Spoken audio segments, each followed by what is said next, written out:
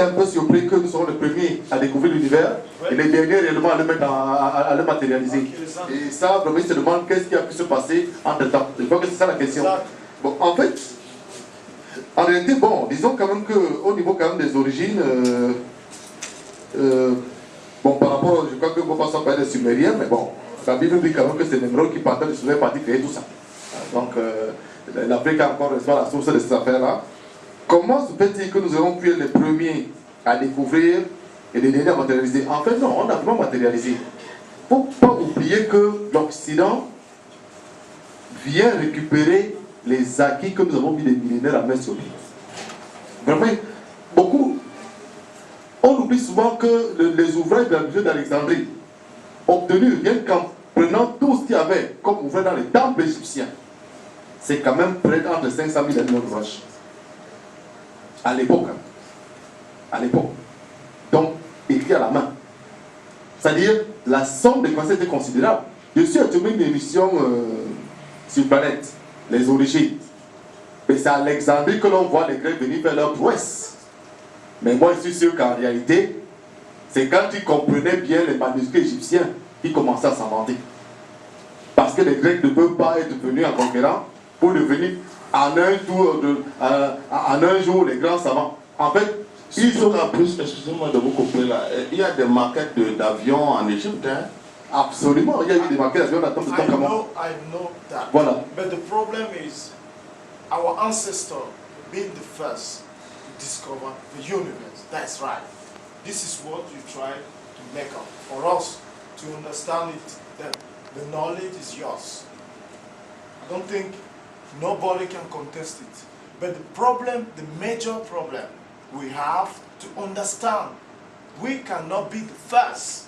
And at the end, we are the last. Bon, voilà. Non. Je suis en train de répondre à ça, effectivement. Oui, j'en viens. C'est-à-dire qu'en fait, il faut seulement savoir que il y a eu une accumulation de toutes les connaissances. C'est vrai, quand on parle de 3000 ans, ce n'est pas possible. Eux-mêmes, les Égyptiens anciens, parlent de 12 000 ans. Ils disent même que Ra a même été, il y a eu un roi, Ra, qui a dirigé l'Égypte directement. Donc nous entrons vraiment, n'est-ce pas, dans une période très reculée. Je crois 12 000 ans, vraiment, c'est le minimum. Eux-mêmes, ils en parlent. Donc c'est donc dire que c'est plus la peine de maintenant. Mais seulement, une fois que vous pouvez être très avancé technologiquement, mais seulement, quand vous avez tous ces biens-là, on est dans un monde, n'est-ce pas, de vol, tout le monde convoite vos biens. L'Égypte n'a fait que subir des invasions, on a pu finir pendant quasiment plusieurs siècles. Ils ont même réussi à compter les peuples de la mer, comme on disait, avec les militaires et tout ça, les Ramsès III.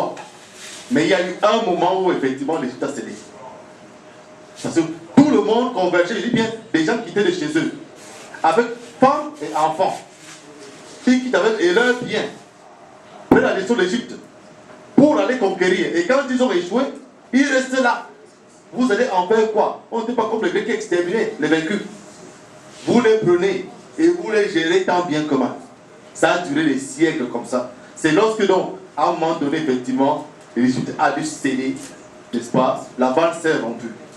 Et ces gars sont arrivés incultes. Voilà pourquoi Alexandre le Grand mettra sa capitale à Alexandrie, là où le savoir est accumulé pendant des millénaires. Autrement dit, tous nos acquis, tout ce que nous avions découvert, eh bien, les gars sont venus prendre cela pour amorcer leur décollage. Voilà comment cette affaire-là s'est passée. Et ce qu'il faut se retenir, c'est pour ça que nous sommes ici, c'est que cette chute-là que nous avons eue, on ne s'est pas encore relevé.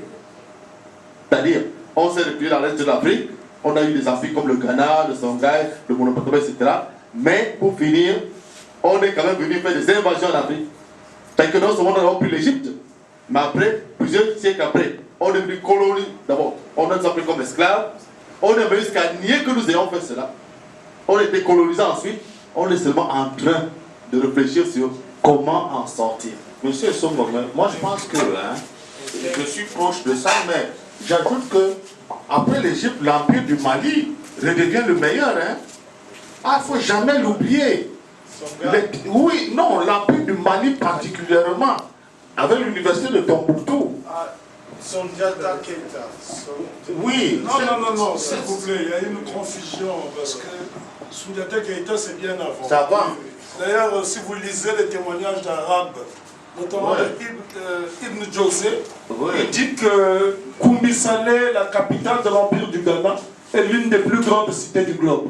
Donc il faut lire le Tariq el-Soudan de Abderrahman Sali. Oui.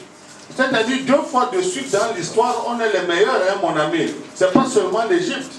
On peut même aller plus loin, même Soumer avant.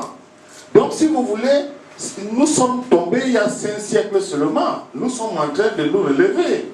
Ne croyez pas que c'est une chose facile. Vous voulez, tout le monde veut voir Jérusalem. C'est ça le problème. Les Africains aujourd'hui veulent tous voir comment on sera développé. Non. En Égypte, on faisait souvent 100 ans pour travailler à ce qu'on se relève. Notre boulot doit être de travailler pour que les enfants de nos enfants s'en sortent. Que personne ne se lève ici en ayant le sentiment qu'il veut voir comment on est développé. Non, c'est une utopie. L'Afrique perd chaque fois parce que l'Afrique a le paradigme de croisement. Nous sommes naïfs par essence. C'est-à-dire que, comme le paradigme de la loi veut que nous croisions toutes les choses mauvaises, bonne ou mauvaise, l'Africain d'aujourd'hui est à la fois musulman, chrétien, maçon, etc. Parce que son paradigme lui prescrit de ne pas refuser une chose, c'est la logique ternaire. C'est-à-dire, nous ne sommes pas comme le modèle cartésien où c'est ça ou ce n'est pas ça. Non, l'Africain dit c'est ça, ça peut être aussi ça, ça peut être aussi l'autre. En attendant que les choses changent. Vous comprenez? Nous sommes prisonniers du paradigme qui veut que, par essence, nous acceptons que toutes les choses dans l'univers sont de l'ordre de la création. Maintenant, nous devons lutter contre cette naïveté. Sinon, on va être une fois de plus pris dans le piège des Maliens de l'époque de l'Empire du Mali, qui n'avaient pas vu venir l'Occident devenu farouche. Parce que le modèle africain estime que la violence, c'est un genre bidon.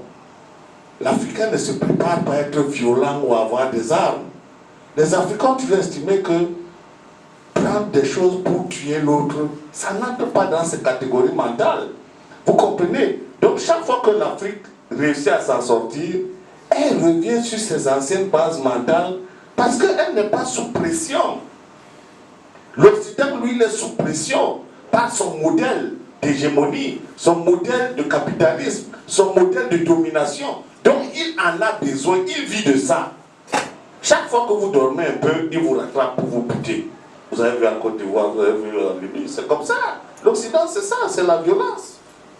Je crois avoir répondu à votre question. Y a-t-il une autre réaction dans la salle? Bon, à titre d'information, je vais compléter ce qu'il a dit pour la réponse sur pourquoi nous en sommes là. Historiquement, il faut savoir que l'empire de Tamérie est conquis à partir du moment où Ashurbanipal, en 661 avant JC, rentre et arrive juste à Wasset, à Thèbes, au cœur du pouvoir. Il détruit Thèbes. Et de 661 à 639 après Jésus-Christ, donc de 661 avant à 639 après Jésus-Christ, c'est l'entrée des Arabes avec le général Amr. Pendant 1000 ans, il y a eu la succession de plusieurs empires étrangers au modèle barbare et hégémonique, qui ont détruit systématiquement.